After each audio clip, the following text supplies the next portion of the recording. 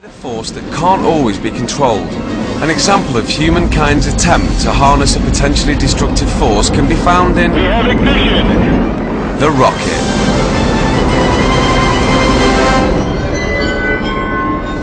In terms of harnessing energy, I know of nothing more powerful than the rockets that we have today.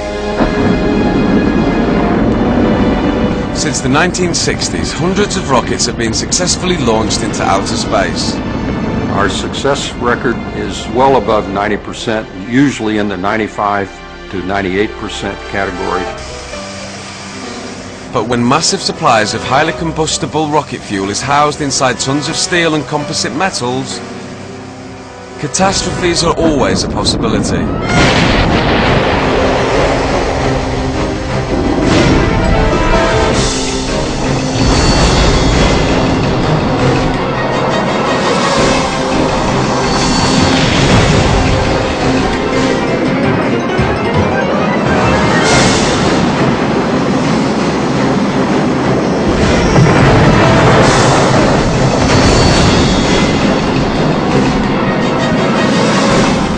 Rockets are a risky business, and a lot of time and energy is put into trying to be sure that we don't have a bad day and ending up in a failure.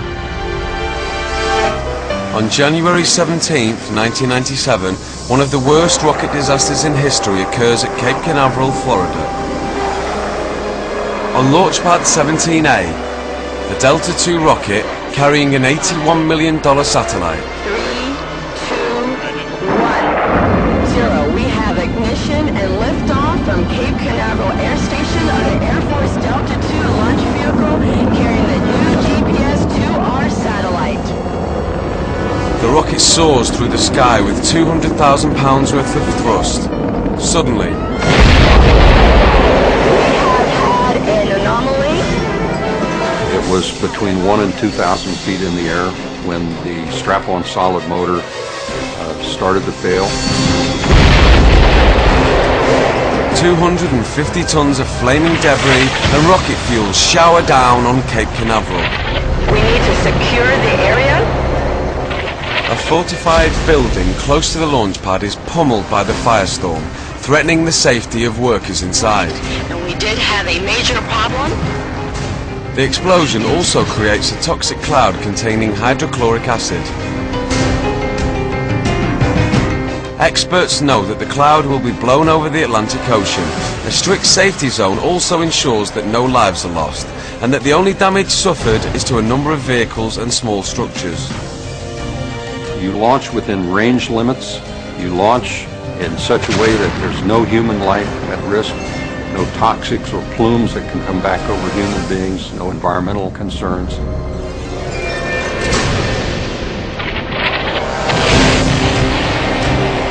Again, in 1998, a new rocket, the Delta III, prepares for its very first launch. 3, 2, 1, 0. We have main engine ignited and low vernier. During its initial stages, the $225 million mission appears to be going without a hitch. Thrust vector controls on the solid looks good. Main engine. Then, 75 seconds into the launch, We have all 3 airless solids ignited. the destruction occurs when the Delta III begins veering dangerously off course. Safety officers quickly send a destruct signal to destroy the rocket before it crashes back to Earth. When a rocket such as Delta III explodes, you see the pieces of the burning propellant streaming down and actually called firebrands. In the case of Delta III, they fell into the ocean and they were not a harm to anyone. The most expensive failure in rocket history is the $1.3 billion Titan IV, carrying a top-secret military spy satellite.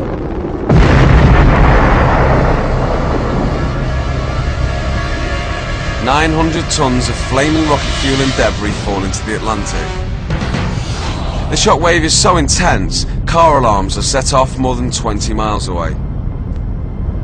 We have the finest aerospace industry in the world, and when a rocket goes down, it is a highly demoralizing activity because everybody has put their heart and soul into making it a success. 3, 2, 1, 0. We have main engine ignited and both verniers. Fortunately, the successes of the American rocket program far outweigh the failures. The Delta II, Delta III, and Titan IV are exceptions. Reminders of the risks that must be faced as humankind continues to harness the power of explosions.